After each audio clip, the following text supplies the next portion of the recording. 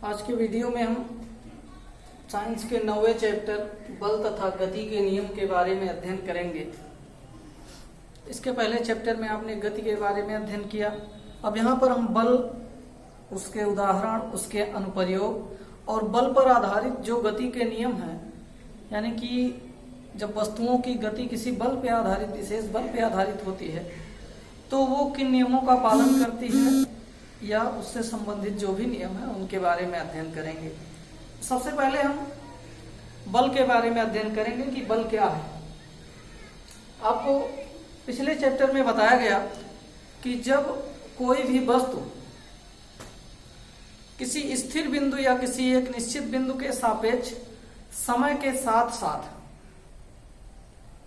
अपनी स्थिति को बदलती रहती है, अपनी अवस्था को बदलती रहती है, तो ऐसी वस्तुओं को गतिकीय अवस्था में कहा जाता था। यानी ऐसी वस्तुओं को आप गतिमान वस्तुएं कहते थे, जो किसी निश्चित बिंदु के सापेक्ष समय के साथ साथ अपनी स्थिति को बदलती रहती थी। तो ये गतिमान वस्तु के लिए था।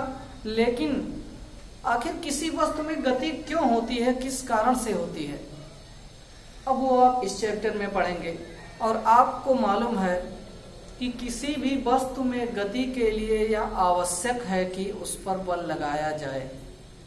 अब वो बल का स्रोत क्या होता है, बल किस प्रकार का है, कहां से लग रहा है, किस दिशा में लग रहा है, उस बल का परिमाण क्या है, ये सारी चीजें उसकी गति की दिशा को और उसके जो वेग है उसको निरूपित करते हैं कि किस प्रकार से वस्तु गति करेगी, किस दिशा में गति करेगी, उसका वेग क्या होगा। यानी कि जो किसी वस्तु की गति है वो किस पे आधारित है, बल पे आधारित है। अब वो बल किसी भी प्रकार का हो। और आपको मालूम है कि केवल गति ही नहीं, किसी गतिमान वस्तु को रोकने के लिए भी आप बल का ही प्रयोग करते हैं। तो इसी आधार पे हम बल के बारे में ये कह सकते हैं कि बल एक ऐसा फैक्टर है, ऐसा कारक है जो किसी वस्तु को गतिमान कर सकता है या किसी गतिमान वस्तु को रोक सकता है। किसी वस्तु को अगर आपको दो भागों में तोड़ना है तो भी बल की आवश्यकता पड़ेगी। जब तक उस पर आप बल नहीं लगाएंगे तब तक वो नहीं टूटेगा। किसी वस्तु की दिशा को मोड़ना है तो आपको उस दिशा में बल लगाना पड़ेगा। किसी वस्तु के आकार में परिवर्तन करना है तो आकार में भी परिवर्तन करने के लिए आपको उसी अनुरूप बल का प्रयोग करना होगा। यानी ये सारी चीजें करने के लिए आप देख रहे हैं बल की आवश्यकता होती है। यानी कि बल एक ऐसा फैक्टर है जो किसी भी वस्तु के, चाहे वो विरामावस्था हो, चाहे वो गति की अवस्था हो, चाहे उसकी आकार हो, चाहे उसकी आकृति हो, इन सब में परिवर्तन करने के लिए आवश्यक होता है। यानी कि बल क्या है, एक ऐसा बाह्य कारक है, यानी एक ऐसा एक्सटर्नल फैक्टर है जो किसी वस्तु की विराम या गति की अवस्था में उसके आकार या आकृति में परिवर्तन कर सकता है, परिवर्तन कर भी सकता है और ये भी हो सकता है कि परिवर्तन ना हो। दोनों चीजें हैं कि बल लगाने पर किसी वस्तु के आकार अवस्था में परिवर्तन हो भी सकता है और परिवर्तन नहीं भी हो सकता है। दोनों दिशाओं में बल का प्रयोग होता है। कभी कभी ऐसा होता है कि आप किसी भारी वस्तु को उठाने की कोशिश करते हैं और पूरी तरीके से आप बल लगाते हैं, शरीर में जितनी भी शक्ति है उसका प्रयोग करते हैं, लेकिन फिर भी आप उस वस्तु को हिला नहीं पाते, उसकी जगह से नहीं हटा पाते। लेकिन उस पोजीशन में भी आप प्रयोग करते हैं जबकि वस्तु की स्थिति में, उसके आकार में कोई परिवर्तन नहीं होता है। तो इस आधार पर तब भी हम कहते हैं कि हमने बल का प्रयोग किया हुआ है। तो इस आधार पर बल की परिभाषा हम बता सकते हैं कि बल वह बाह्य कारक है जो किसी वस्तु की विराम अथवा गति की अवस्था में परिवर्तन करता है, आकार आकृति में परिवर्तन करता है या परिवर्तन करने का प्रयास भी करता है। कोई जरूरी नहीं कि वो परिवर्तन हो ही जाए।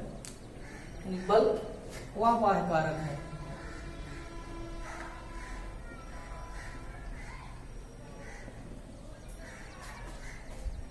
कारक है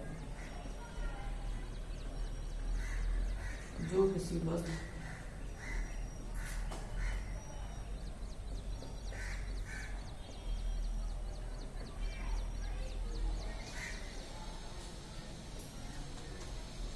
की विराम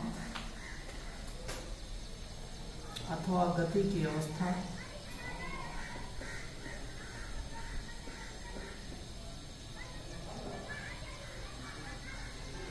को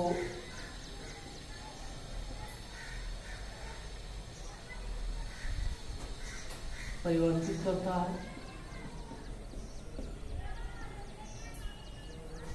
है अथवा परिवर्तित करने का प्रयास करता है।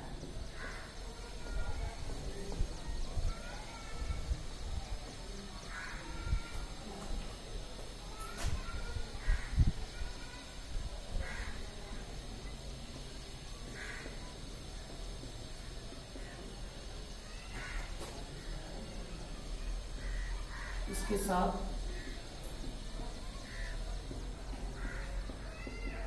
वस्तु की आकार व आकृति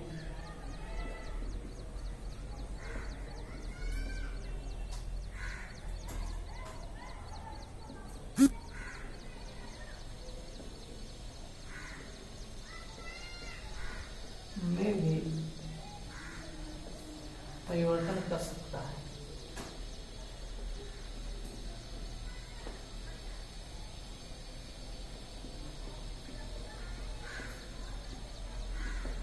यानी कि वस्तु की आकार व आकृति में भी परिवर्तन कर सकता है। जैसे किसी गतिमान वस्तु को रोकने के लिए आपको जिस दिशा में वो गति कर रही है उसके विपरीत दिशा में बल लगाना पड़ता है।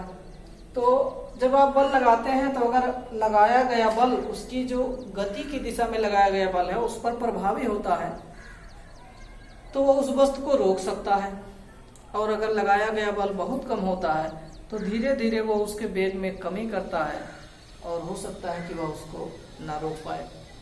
तो दोनों चीजें हैं कि बल प्रयास करता है, बल लगाया जाता है, लेकिन बल कभी सार्थक होता है और कभी लगाए गए बल का मान प्रभावी नहीं होता है। अब इसके बाद बात करेंगे हम बल के प्रभाव के बारे में, यानी बल क्या क्या कर सकता है। Effect of force. तो बल के क्या क्या प्रभाव हैं। देखिए, बल अभी हमने बताया कि किसी वस्तु की विराम अवस्था या गति की अवस्था में परिवर्तन कर सकता है। बल किसी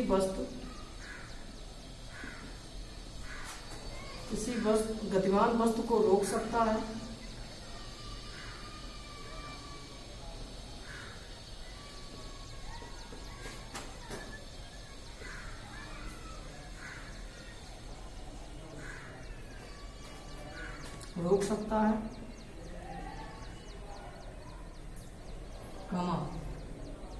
रुकी हुई वस्तु को गतिमान कर सकता है,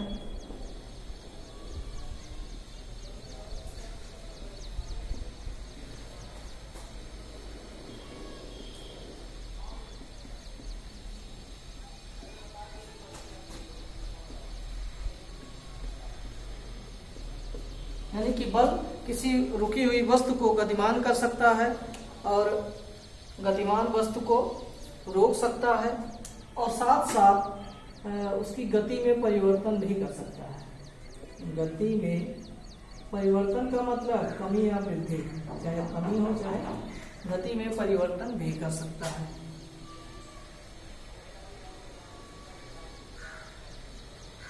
जैसे साइकिल में जब आप ब्रेक लगा देते हैं तो उसके पहियों पर बल लगता है ब्रेक द्वारा, और ब्रेक लगाने पर साइकिल का चलना धीरे धीरे बंद हो जाता है। साइकिल खड़ी हुई है, पीछे से उसको आप धक्का देते हैं या गाड़ी को धक्का देते हैं तो वो धीरे धीरे चलना प्रारंभ कर देती है। और अगर कोई वाहन गतिमान है और उसको आप पीछे से खींचते हैं तो धीरे धीरे उसके वेग में कमी होने लगती है। तो इस प्रकार से ये सब बल के प्रभाव है, यानी ये बल के प्रभाव के कारण ही संभव है। दूसरी चीज है कि बल के द्वारा आप किसी वस्तु के आकार में, किसी वस्तु के आयतन में परिवर्तन कर सकते हैं। बल के द्वारा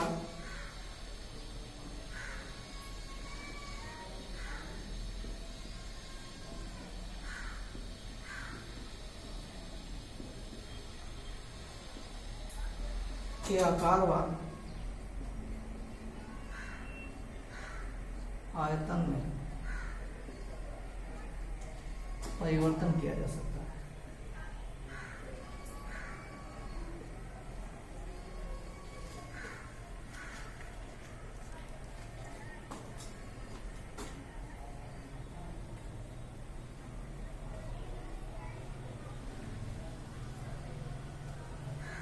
परिवर्तन किस प्रकार से किया जा सकता है? गूथा हुआ आटा है, उस पर आप बल लगा के जिस किसी भी आकार में ढालना चाहें उस आकार में डाल सकते हैं। आपने देखा है कि सिलेंडर में बल लगाकर दाब के द्वारा अत्यधिक गैस भरी जाती है।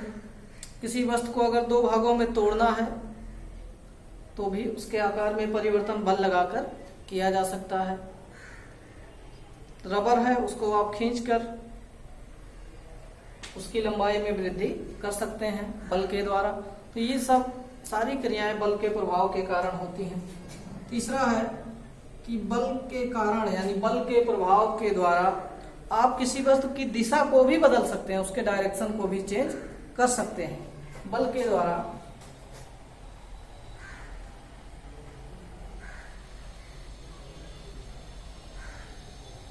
किसी वस्तु की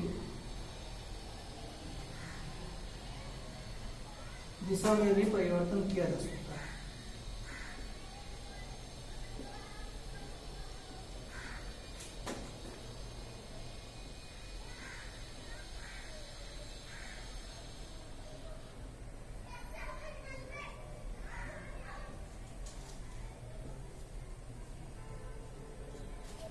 बल के द्वारा किसी वस्तु की दिशा में भी परिवर्तन किया जा सकता है, उसकी दिशा को बदला जा सकता है। अब इसके बाद बल का मात्रक क्या है?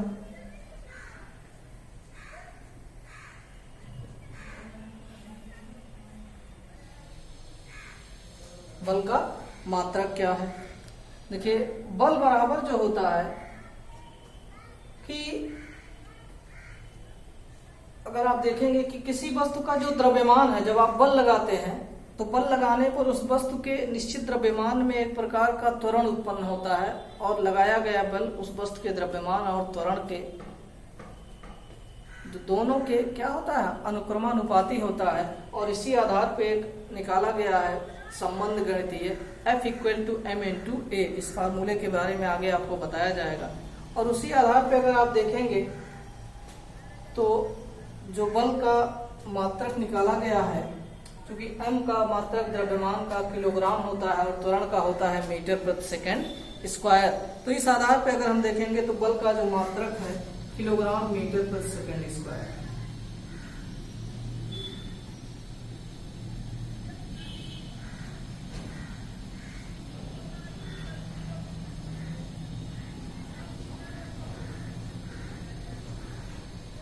जिसे न्यूटन भी कहते हैं।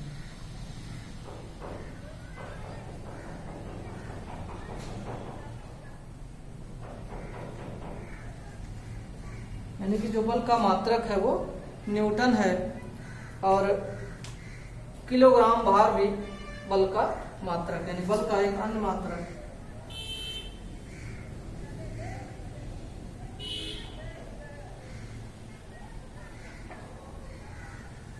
किलोग्राम भार भी।